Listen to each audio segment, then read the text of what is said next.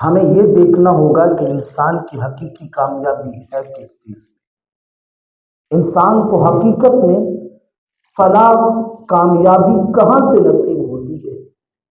تو آج ہم قرآن سے کامیاب لوگوں کا تذکرہ پڑھیں گے کہ اللہ نے کن لوگوں کو کامیاب کہا ہے۔ کیا روپے پیسے والا کامیاب ہے، یا فقط شہرت پا جانے والا کامیاب ہے، یا فقط کسی عہدے پر پہنچ جانے والا کامیاب ہے؟ کون کون سی منزلیں پانے کے بعد بندہ کامیاب ہوتا ہے؟ آج ہم اس چیز کو دیکھیں گے کہ دنیا داروں نے اپنی منزلیں اور متعین کی ہیں اور کامیابی کی راہیں اور متعین کی ہیں۔ اللہ کن لوگوں کو کامیاب کہتا ہے؟ آئیے رب کا قرآن آج پڑھتے ہیں، سورۃ المؤمنون کو پارہ نمبر 18 کی پہلی آیت سے ہم کامیاب لوگوں کا تذکرہ پڑھتے ہیں۔ قد افلح المؤمنون، اللہ فرماتا ہے کامیاب ہو گئے وہ لوگ جو ایمان لائے۔ اس کائنات میں سب سے بڑی کامیابی نام ہے ایمان کا۔ جس شخص کو اللہ ایمان کی دولت دے دے، وہ اس بات کو پلے باندھ لے کہ اللہ نے اسے کامیاب کر دیا۔ چونکہ ایمان ایسی بڑی دولت ہے جو ہر بندے کے مقدر میں نہیں آتی، ہر ایک کو نصیب نہیں ہوتی۔ ایمان فقط لا الہ الا اللہ کا نام نہیں ہے، ایمان نام ہے قلوب و اذہان کا اللہ اور اس کے رسول کے سامنے پیش کر کے زبان دل اور زبان حال سے یہ کہنا کہ مولا سر تپا میرا تمام وجود تیرے حکموں کے تابع ہے۔ اس کا نام حقیقت میں ایمان ہے۔ اور جن لوگوں نے ایمان کی لذت پائی، جن لوگوں نے ایمان کا مقام پایا، ان لوگوں نے اپنی زندگیاں اس حال میں گزار کے ہمیں دکھائی اور بتلایا کہ ایمان نام کس چیز کا ہے۔ نہ تو ایمان روپے پیسے کا نام ہے، نہ ایمان عزت شہرت کا نام ہے، بلکہ ایمان نام ہے اللہ اور اس کے رسول کے حکموں کی تابع داری کا۔ اور اللہ فرماتا ہے جس کو ایمان نصیب ہو جاتا ہے وہ کامیاب ہو جاتا ہے۔ گویا رب رحمان کے نزدیک کامیاب شخص وہی ہے جو ایماندار ہے۔ یہاں پہ رک کے ایک بات سمجھنے والی ہے جو قرآن کی آیت کا مفہوم سمجھنے کے لیے انتہائی مؤثر ہے۔ ہمارے ہاں ایک مایوسی ہے، اور وہ مایوسی کیا ہے کہ ہم نے ساری زندگیاں گزار لی ہیں، ہم تو کوئی مقام نہ پا سکے، ہم کامیاب نہ ہو سکے، ہم سے تو وہ غیر مسلم ہی بہتر ہے جنہوں نے یہ کام کر دکھایا، یہ کر دکھایا، یہ کر دکھایا۔ یہاں پہ رک کے ایک بات دل و دماغ کی تختی پہ رقم کر لیجئے، کامیابی دنیا میں شہرت پا لینا اور روپے پیسہ کما لینا، مقام اور منصب کو پا لینا، اس چیز کا نام نہیں ہے، بلکہ کامیابی کس چیز کا نام ہے؟ کامیابی نام ہے ایمانداری کا۔ اگر اللہ کسی کو ایمان کی دولت دے دیتا ہے تو وہ اس بات کو پلے باندھ لے کہ وہ بندہ حقیقت میں کامیاب ہے۔ کبھی بھی اپنے آپ کو کم تر اس وجہ سے نہ سمجھو کہ وہ ہم سے مال و زر میں اعلیٰ ہو گئے، انہوں نے ترقی زیادہ کر لی، ان غیر مسلموں نے ایک مقام، ایک سٹیٹس، ایک معیار بنا لیا۔ معیار اور سٹیٹس اللہ کی بارگاہ میں کامیابی کی ضمانت نہیں ہے۔ اللہ کی بارگاہ میں کامیاب شخص وہ ہے جسے اللہ نے ایمان کی دولت عطا کر دی۔ تو زندگی میں کبھی اس معاملے میں پریشان نہیں ہونا کہ میں تو ساری زندگی کامیاب نہ ہو سکا۔ اگر اللہ نے ایمان کی دولت دے دی ہے تو سمجھو سب سے کامیاب ترین اشخاص تم ہی ہو، کامیاب ترین فرد تم ہی ہو، چونکہ اللہ نے ایمان کی دولت دے دی ہے۔ اس کو میں ایک مثال کے ساتھ آپ کے سامنے سمجھانے کی کوشش کروں گا۔ مکہ کی سرزمین ہے، میرے اور آپ کے آقا نے پیغام دیا لوگوں آؤ اللہ وحدہ لا شریک کی طرف۔ تو بڑے بڑے سردار تھے، ابو جہل بھی تھا، उतबा शेबा भी थे, वक्त के बड़े बड़े सरदार भी थे। यहां तक कि जब हुजूर ने ऐलान नबुव्वत किया तो लोगों ने बरमला इस बात का इजहार किया, ये मोहम्मद अब्दुल्ला का बेटा है, ये तो यतीम है, और अगर अल्लाह ने नबी बनाना ही था तो किसी सरदार को बनाता ना, यतीम बच्चे को नबी बना दिया। और अगर कुरान उतरना ही था तो किसी सरदार के घर उतरता, किसी बादशाह वडेरे के घर उतरता, इस गरीब यतीम के घर क्यों उतरा? तो अल्लाह ने कुरान में उसका तज़किरा फरमाया, फरमाया महबूब इन्हें कह दीजिए हम जिस बंदे को चुन लेते हैं उसे मकाम अता कर दिया करते। गोया सरदारियों और बड़े नामों और मकामों से बंदे को अल्लाह का कुर्ब नसीब नहीं होता। अल्लाह का कुर्ब नसीब किस तरह होता है? वो सारे लोग ही थे, उनके सामने आयात भी पढ़ी जाती, उनके सामने हुजूर मोजज़ात भी दिखाते। कितनी बदकिस्मती की बात है कि वो सरदार होके, अक्लमंद होके, दाना होके फिर भी ईमान न पा सके। तो अल्लाह ने उन्हें कामयाब नहीं कहा। अल्लाह ने उन्हें क्या कहा? फरमाया इंसान नीयत में सबसे बदतरीन वो लोग हैं जिन लोगों ने मोहम्मद को भी पाया और फिर कलमा पढ़ के मुसलमान न हो सके। गोया सरदारी, मकाम और मनसब बंदे को कामयाब नहीं करता, कामयाबी है ईमान की दौलत। अल्लाह जिसे ईमान की दौलत अता फरमाए वो कामयाब हो जाता है। कहां हबशा से चला स्याह रंग का बिलाल आता है और आके मोहम्मद का गुलाम बन जाता है तो वो कामयाब शख्स है।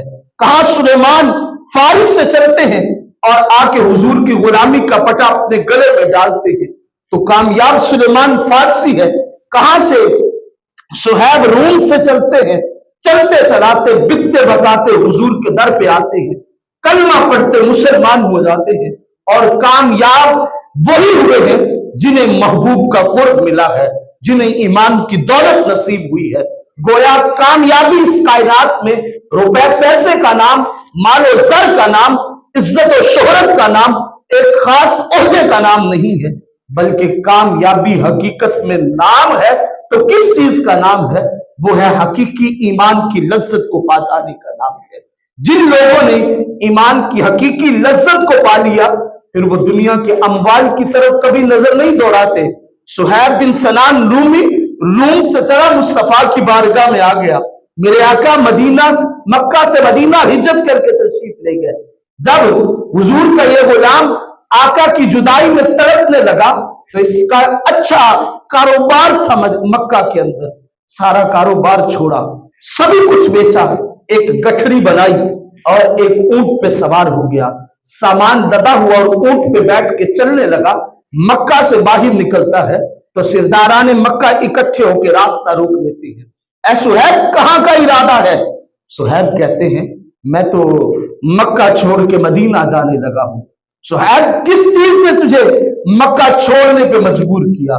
तो सुहैब आगे से बोल के कहते हैं मुझे किसी चीज ने मजबूर नहीं किया, हाँ अगर मैं मजबूर हूं तो अपने दिल के हाथों मजबूर हूं। कहा वो कैसे? कहा ये दिल मोहम्मद के बगैर एक दिन भी गुजारा नहीं कर सकता।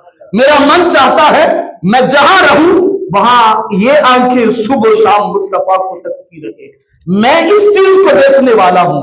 उन्होंने कहा हम तुझे मक्का छोड़ने नहीं देंगे। हजरत सुहैब फरमाने लगे तुम कौन होते हो मुझे रोकने वाले? मैं तो मक्का तर्क करके छोड़कर मदीने का राही बन रहा हूं और हुजूर के कदमों में जाकर जिंदगी गुजारूंगा। तो वो कहने लगे माल तुमने रूम से आके मक्के में कमाया और मक्के के अंदर रह के ये मक्का का माल तुम जमा करके अब यहां का माल उठा के तुम मदीने चले जाओगे, ये हमारे कारोबारी निजाम में खलल आएगा, हमारा मुल्क का सिक्का कमतर होता चला जाएगा, हमारे शहर का सिक्का कमतर होगा, हम तुझे यहां से जाने नहीं देंगे। हजरत सुहैब फरमाने लगे जाना तो भाई मैंने है ही है, लेकिन तुम चाहते क्या हो? वो कहने लगे राहें दो ही है तुम्हारे पास, या तो मदीने का रास्ता तर्क कर दो और मक्के में ही रहो, या फिर सारा कुछ मुझे दे दो, हमें दे दो और दे के खाली दामन लौट जाओ। हजरत सुहैब ने कहा इस बात पे तुम पक्के हो, इससे मुकरोगे तो नहीं? वो कहने लगे ये तो हो ही नहीं सकता, हमने बात कर ली है, हम इस बात से कभी मुंह नहीं मोड़ेंगे। हजरत सुहैब ने रुख मदीना की तरफ किया।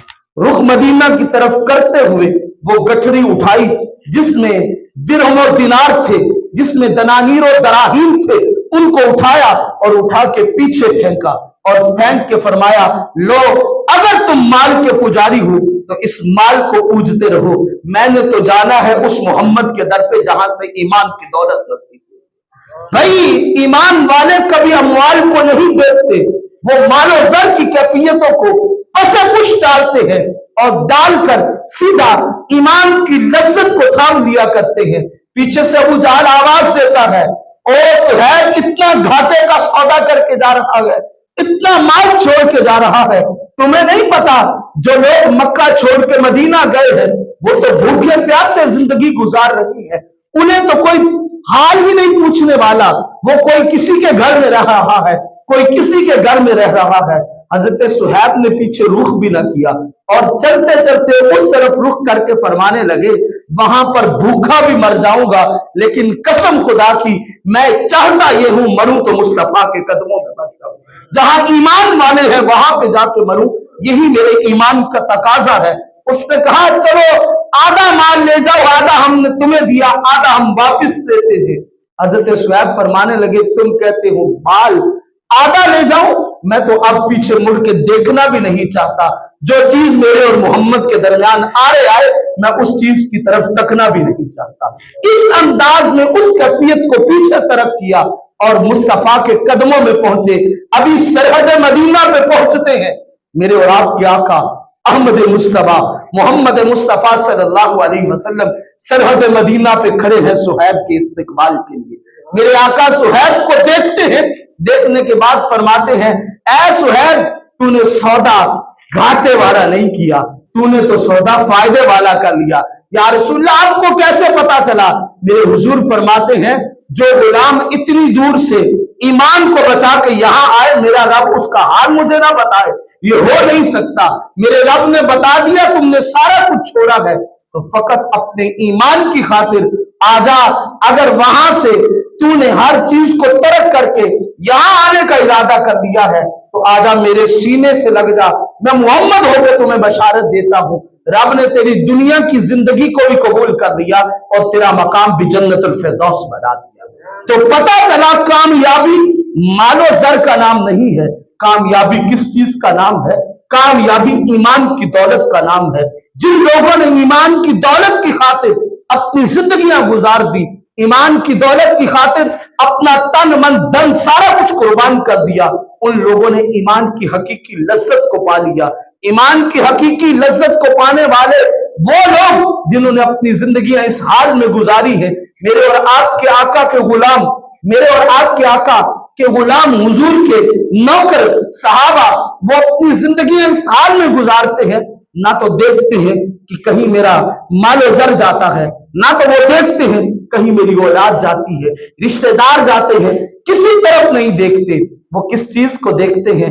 ईमान बच जाए, सारा कुछ जाता है सो चला जाए, हमें उनमें से किसी चीज की जरूरत नहीं है, हम तो अहले ईमान हैं, ईमान की खातिर हम तो अपनी जानें भी कुर्बान करने वाले हैं। ईमान की अलामत का अंदाजा देखिए, हुजूर के सहाबी हजरत अब्दुल्ला इब्ने उमर, ये हजरत उमर फारूक रज़ियल्लाहु ताला अन्हु के बेटे हैं, मुहद्दिस हैं, हदीस बयान करने वाले हैं, कातिबे वही हैं और हुजूर की जुबान से निकलने वाले हर जुमले को रकम करने वाले सहाबी हैं। कसरत से अहादीस हजरत अब्दुल्ला इब्ने उमर से मरवी है। हजरत अब्दुल्ला इब्ने उमर मेरे हुजूर के सहाबी चंद शागिर्द हैं और निकले बाहर और एक मकाम पे पहुंचे जहां पर एक चरवाहा बकरियों को चरा रहा था। एक चरवाहा बकरियों को चरा रहा था। चरवाने वाले चरवाहे को देखा, सख्त दोपहर का वक्त था, सख्त दोपहर को देख के, धूप को देख के एक मकाम पे छांव में आपने फरमाया यहां पर कपड़ा बिछा दो। बिछा दिया गया। आप अपने शागिर्दों को कुछ देर पढ़ाते रहे और फरमाया अब खाना लाओ, जो हमने खाना है तनावुल करना है, आओ मिलके खाना खाते हैं। खाना खाने लगे तो फरमाया उस चरवाहे को भी जरा बुला के लाओ। चरवाहे को बुलाया गया। जब चरवाहा करीब आ गया तो हजरत अब्दुल्ला इब्ने उमर फरमाते हैं بھائی آجا ہم سے کھانا کھا لے، ہمارے ساتھ مل کے کھانا تناول کر، تو بھی دسترخوان پہ بیٹھ جا۔ تو اس جوان نے آگے سے اشارہ کیا، یا حضرت میں کھانا نہیں کھاؤں گا۔ تو آپ نے فرمایا بھلا دعوت کوئی دے تو اس کی دعوت کو رد کیا جاتا ہے؟ فرمایا میں دعوت کو رد نہیں کر رہا، بلکہ میں اس وقت روزہ سے ہوں۔ تو حضرت عبداللہ ابن عمر کی کیفیت بدل گئی، فرمایا تم مالک ہو ان بکریوں کے؟ یا حضرت میں مالک نہیں ہوں، میں نوکر ہوں، صبح سے شام تک بکریاں چراتا ہوں۔ فرمایا یہ رمضان کا مہینہ بھی نہیں ہے اور تم نے روزے بھی رکھے ہیں، آخر اس کا ماجرا کیا ہے؟ رمضان ہوتا تو میں کہتا کہ فرضی روزے رکھ رہا ہے، اب اتنی گرمی، سخت گرمی، دوپہر کا وقت ہے اور تو جانوروں کے پیچھے ہے اور جانور بھی تیرے آقا کے، تو نے روزہ رکھا ہوا ہے، آخر ماجرا کیا ہے؟ تو آگے سے وہ جوان جواب یہ دیتا ہے، کہنے لگا حضرت کچھ دن فارغ ملے تھے زندگی کے ایام کے، میں نے کہا ان دنوں کو غنیمت جان لوں، اس سے پہلے کہ ایسا وقت آ جائے پھر روزہ رکھنے کی بھی ہمت اور شکت باقی نہ رکھے۔ تو میرے پاس زندگی کے جتنے بھی ایام ہیں، میں ان ایام میں ہر روز کا مزاج اپنائے ہوئے ہوں، دن کو روزہ رکھتا ہوں، رات کو اللہ کی عبادت کرتا ہوں، مزدوری کرتا ہوں اور اپنی زندگی اس حال میں گزار دیتا ہوں، پنجگانہ نماز پڑھتا ہوں، رات کو کچھ حصہ عبادت کر کے پھر میں سو جاتا ہوں، تہجد پڑھتا ہوں، فجر پڑھتا ہوں، پھر جانوروں کو لے کے چرانے کے لیے آ جاتا ہے۔ حضرت عبداللہ ابن عمر حیران رہ گئے کہ اس جوان کی یہ کیفیت۔ تھوڑی دیر کے بعد حضرت عبداللہ ابن عمر نے اپنے ساتھیوں میں سے ایک ساتھی کو بھیجا، فرمایا جاؤ اسے کہو آزمانے کی خاطر، فرمایا جاؤ اسے کہو کہ اتنے بڑے ریور میں سے ایک بکری ہمیں بیچ دے، ایک بکری ہمیں دے دے۔ حضرت عبداللہ ابن عمر کا قاصد اس چرواہے کے پاس جاتا ہے، بھائی ایک بکری ہمیں دے دو، ہم سے قیمت وصول لو۔ تو وہ آگے سے کہنے لگا بات یہ ہے، یہ بکریاں میری نہیں ہیں، یہ میرے مالک کی ہیں، لہٰذا میں یہ بیچ نہیں سکتا۔ حضرت عبداللہ ابن عمر نے کہا اس چرواہے کو بلا لو، پھر بلا لیا گیا۔ حضرت عبداللہ ابن عمر فرمانے لگے او بندہ خدا، اتنی تعداد ہے، اتنا بڑا ریور ہے بکریوں کا، اور تو اس میں سے ایک دے دے اور اس کی رقم بھی وصول کر لے، اور پھر ہم تیرے سامنے ذبح کریں گے، گوشت بنائیں گے، تو بھی ہمارے ساتھ افطاری کر لینا اور پھر گوشت بھی کچھ رکھ لینا اور رقم بھی رکھ لینا۔ تیرے مالک کو کون سا پتا چلے گا اتنے بڑے ریور سے کہ کیا کس نے کر دیا، کیا بچا کیا نہیں ہے؟ کہا کسی کو تو پتہ ہی نہیں چل سکے گا۔ یہ عبداللہ ابن عمر کا آزمانے کا انداز تھا۔ عبداللہ ابن عمر چیک کر رہے تھے، اور وہ چیک کس چیز کو کر رہے تھے؟ وہ ایمان کی دولت کو چیک کر رہے تھے، وہ دیکھ رہے تھے کہ ایمان کی کیفیت کیسی ہے۔ تو وہ آگے سے آنکھوں سے آنسو بہاتا ہوا کہتا ہے اے عبداللہ ابن عمر، یقیناً اتنے بڑے ریور سے میرے مالک کو پتہ نہیں چلے گا، یہاں پہ میرا مالک مجھے نہیں دیکھ رہا، لیکن بات یہ ہے میں ہوں محمد عربی کا غلام، میں ہوں مومن، میں ہوں ایمان والا، یہاں اس کو تو دھوکہ دے لوں گا، کل اللہ اور اس کے رسول کو قیامت کے دن کیا منہ دکھاؤں گا۔ میں نے وہاں بھی تو جانا ہے، وہاں بھی تو جا کے منہ دکھلانا ہے۔ بھائی کامیابی ایمان کا نام ہے، کامیابی ایمان کی حقیقی لذت کا نام ہے، ایمانداری کا نام ہے، کامیابی کسی خاص عہدے کا نام نہیں، کامیابی کسی خاص مقام کا نام نہیں، کامیابی کسی خاص قسم کی کیفیت کا نام نہیں، کامیابی اس چیز کا نام ہے اللہ بندے کو ایمان کی دولت عطا فرما دے۔ تو کبھی کسی غیر کو دیکھ کے، غیر مسلم کو دیکھ کے، اس کا ظاہری جبہ کبا لباس کی کیفیت، ظاہری عیاشیوں کی کیفیت کو دیکھ کے اپنے آپ کو کبھی کم تر نہ سمجھنا۔ اگر وہ کامیاب ہوتا تو یقیناً اس کے پاس ایمان کی دولت ہوتی، اگر اس کے پاس ایمان کی دولت نہیں ہے تو وہ کبھی کامیاب نہیں ہو سکتا۔ کامیاب وہی لوگ ہیں جنہیں اللہ نے ایمان کی دولت عطا فرما دی ہے۔ میرے اور آپ کے آقا فرماتے ہیں کہ مومن وہ ہے جس کا ایمان اس کے وجود سے ظاہر ہوتا ہو، پتہ چلتا ہو کہ یہ بندہ کامل ایمان والا ہے، اس کا کردار بتائے، اس کے افعال بتائے کہ اس بندے کے اندر ایمان کی چمک دمک اور رمک باقی ہے، اس سے پتہ چل جاتا ہے کہ یہ شخص ایمان والا ہے، اس کے اندر ایمان کی طاقت اور تقویت ہے۔ اور جب بندے کو ایمان کی طاقت مل جاتی ہے تو بندہ پھر کسی میدان میں مار نہیں کھاتا، وہ تعداد میں قلیل بھی ہوں، کم من فئۃ قلیلۃ غلبت فئۃ کثیرۃ باذن اللہ، ایمان والے کبھی بھی مار نہیں کسی میدان میں کھاتے، اگرچہ وہ تعداد میں تھوڑے بھی ہوں، اللہ انہیں غلبہ عطا فرماتا ہے۔ میرے حضور علیہ الصلوۃ والتسلیم جب جنگ احد پہ تشریف لے گئے تو واپس لوٹے، اس جنگ میں مسلمانوں کے کافی افراد وہ شہادت کا رتبہ پا گئے۔ لوگ واپس لوٹ رہے تھے، جن لوگوں کو اللہ نے زیارت نصیب کی ہے وہ مسجد نبوی اور احد کے درمیان اتنا زیادہ فاصلہ نہیں ہے، اتنا ہے کہ ایک تندرست بندہ پیدل چل کے جا بھی سکتا ہے، آ بھی سکتا ہے۔ احد کے مقام پہ جنگ ہوئی، واپس مدینہ کی طرف رخ کرنے لگے تو آوازیں گونجنے لگی کہ جتنے بھی ساتھی جنگ کے لیے گئے تھے وہ واپس لوٹ رہے ہیں۔ تو عورتیں بچے اپنے پیاروں کو دیکھنے کے لیے واپس آئے، پتا تھا کہ اس جنگ میں کافی مسلمان شہید ہوئے ہیں۔ تو اس جنگ میں ایک عورت کا بھائی بھی شامل تھا، اس کا باپ بھی تھا، اس کا بیٹا بھی تھا، اس کا خامد بھی تھا، وہ سارے اشخاص شامل تھے۔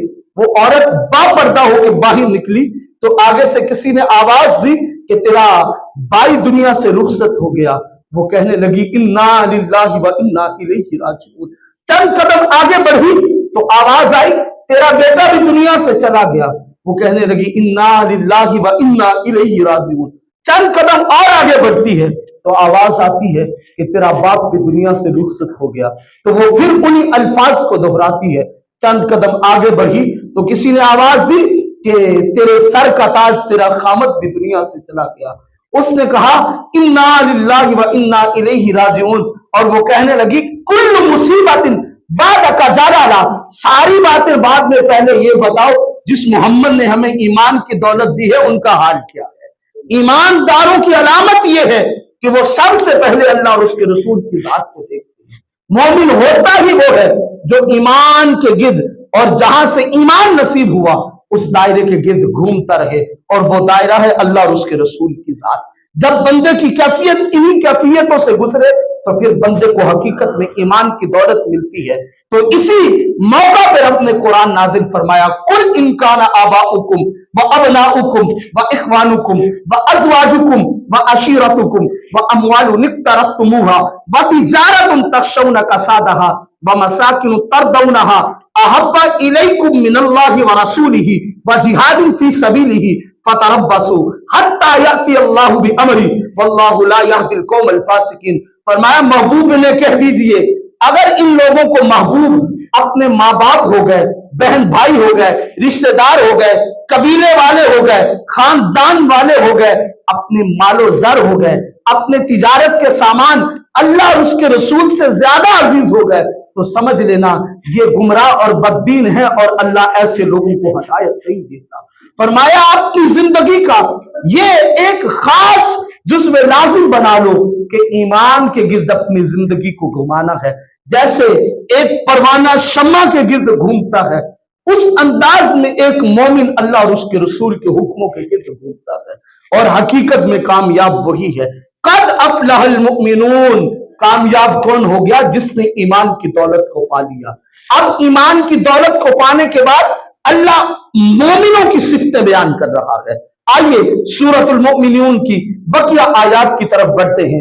الذین هم فی صلاتہم خاشعون، دوسری چیز ذکر فرمائی، فرمایا اللہ جسے ایمان کی دولت دے دے وہی بندہ کامیاب ہے، اور جسے ایمان کی دولت مل جاتی ہے پھر مومن کی ایک صفت ہے۔ مومن کی صفت کیا ہے؟ کہ وہ نمازی بن جاتا ہے، وہ پنجگانہ اللہ کی بارگاہ میں جھکنے والا ہوتا ہے۔ نماز حقیقت میں نام کس چیز کا ہے؟ نماز حقیقت میں اللہ کی بارگاہ میں بندگی کا نام ہے۔ بندہ جب اللہ کی بارگاہ میں سر و سجود ہوتا ہے، سر سجدے میں رکھتا ہے، تو اپنی زبان حال سے یہ پکار کے کہہ رہا ہوتا ہے مولا حقیقت میں جو میرے وجود کی طاقت اور جتنی ہمت اور سکت تھی وہ میں نے ساری صرف کر لی، اب مجھے پتا ہے اس در کے سوا مجھے کہیں سے کچھ اور ملنے والا نہیں ہے۔ اب میں نے سر اپنی پیشانی مولا اپنے ذاتی خیال کے مطابق، میرا من کہتا ہے یہاں تیری ذات کے جو تیری شایان شان قدم ہے میں نے تیرے قدموں میں رکھ دی، اب میری اس پیشانی کی کیفیت کو قبول کر دینا۔ اللہ فرشتوں سے پھر برملا پکار کے کہتا ہے فرشتوں دیکھو یہ وہ بندہ ہے، یہ وہی آدم کا بیٹا ہے جس کے متعلق تم نے مجھ سے کہا تھا ये उस शख्स को तू बना रहा है, हवा पानी मिट्टी और आग का मजमुआ जिसको तुमने बनाया है मौला, ये तो जमीन में जाके फसाद बपा करेगा, जाके जमीन में खून रेजिया करेगा, वयस्फिकुद्दिमा, ये जाकर जमीन में खून बहाएगा। तो मौला हमने तो कहा था, लेकिन मालिक फरमाएगा देखो फिर वो मेरा बंदा मेरी बारगाह में सर सजदे में रखा और मुझे कह रहा है मौला तुझसे बुलंद कोई नहीं, सबसे बुलंदों वाला तू है, तू ही सबसे आला है, तू ही पाक है, तू ही मेरा रब है। फरिश्तों तुम गवाह रहना, इसने सर मेरी बारगाह में झुकाया है, अब इसने सर यहां आके झुकाया, अब जिंदगी में इसे सर किसी और के सामने झुकाना नहीं पड़ेगा। एक सजदा जिसे तू गिरा समझता है, हजार सजदों से देता है निजात आदमी को। इकबाल ने यही तो कहा था, अगर अल्लाह की बारगाह में बंदा सर बसुजूद होने लग जाए तो फिर बंदा दर बदर की ठोकरें नहीं खाता, दर बदर जाके सर नहीं झुकाता। अगर कामयाबी चाहते हो तो फिर उसका बेहतरीन तरीका क्या है, ईमान की लज्जत को पाओ और अल्लाह की बारगाह में सर बसुजूद होना शुरू हो जाओ। जो शख्स ये अपनी जिंदगी का वतीरा बनाता है, अल्लाह उसे किसी मैदान में नाकाम नहीं करता, वो कामयाब हो जाता है। कामयाब कौन लोग हैं? ईमान वाले कामयाब लोग हैं। अल्लज़ीना हुम फी सलातिहिम खाशिऊन, अल्लाह फरमाएगा फरिश्तों क़यामत का दिन होगा, मेरा नबी हौज़े कौसर पे खड़ा होके हुजूर फरमाते हैं मैं हौज़े कौसर पे खड़ा होकर दूर से अपने उम्मतियों को पहचान लूंगा। अर्ज की गई या रसूल अल्लाह सल्लल्लाहु अलैहि वसल्लम, वहां तो जमी अंबिया की उम्मतें आएंगी, कुल कायनात के इंसान जमा होंगे और उनमें से आप अपने उम्मतियों को कैसे पहचान लेंगे? मेरे हुजूर फरमाते हैं मेरे जो उम्मती होंगे उनके 7 आज़ाद 14वीं के चांद की तरह चमकते होंगे। अर्ज की गई बंदा नवाज वो कौन से 7 आज़ाद हैं? तो हुजूर ने फरमाया उनकी पेशानी, उनके हाथ, उनके घुटने और उनके दोनों पांव, ये टोटल 7 हड्डियां बनती हैं। फरमाया ये 7 हड्डियां 14वीं के चांद की तरह चमकती होंगी। या रसूल अल्लाह ये कैसे 7 हड्डियां चमकती होंगी?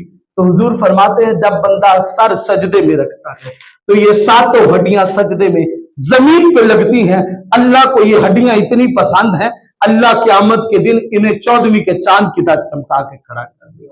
तो इसलिए अपनी जिंदगी का दूसरा अमल, अगर अल्लाह ने ईमान की दौलत दे दी है, अल्लाह ने हमें कलमा नसीब कर दिया है, इस कायनात में इससे बड़ा एजाज ही कोई नहीं कि बंदा मुसलमान हो और फिर हुजूर का गुलाम हो, हुजूर का उम्मती हो। तो फिर उस बंदे का मिजाज जिंदगी क्या होना चाहिए? वो अल्लाह की बारगाह में सर बसुजूद होना है। हुजूर अलैहिस्सलातु व तस्लीम ने इरशाद फरमाया अल्लाह की बारगाह में बेनमाजी को सबसे हल्का तरीन अजाब यह है कि अल्लाह उसके पांव में आग का जूता पहनाएगा और उस जूते की तपश इतनी होगी उसका दिमाग भेजा पिघलेगा और पिघल के कानों और नथनों की राहों से बाहर निकलने लगेगा। ये उस शख्स का अमल होगा जिसने कभी नमाज अदा न की होगी। ओ भाई इस कैफियत को समझो तो सही, इस अंदाज को समझो तो सही कि ये कहां तक की बात है जो हुजूर ने की है। तो ईमान वाले की सिफ्त ये है वो कभी भी अल्लाह से मुंह नहीं मोड़ता, वो अल्लाह की बारगाह में सजदा करता है। और इस बात को पल्ले बांध लीजिएगा, जो पंजगाना अल्लाह की बारगाह में झुकता है उसे दर बदर जाके दस्तकें नहीं देनी पड़ती, उसे दर बदर जाके दरवाजे नहीं खटखटाने पड़ते। मेरा रब उसे किसी चीज का मुहताज नहीं रहने देता। खाशिऊन उन लोगों की सिफ्त भी क्या होगी कि वो अल्लाह की बारगाह में खुशू व खुजू से आते होंगे, अल्लाह की बारगाह में खड़े होंगे तो उन्हें यह मकाम हासिल होगा कि वो अल्लाह की बारगाह में खड़े होंगे, उन्हें पता होगा या तो ये मकाम हासिल होगा कि वो अपने रब को देख रहे होंगे, या ये मकाम नहीं तो फिर ये जरूर होगा कि मैं जिस बारगाह में खड़ा हूं मेरा रब मुझे देख रहा है।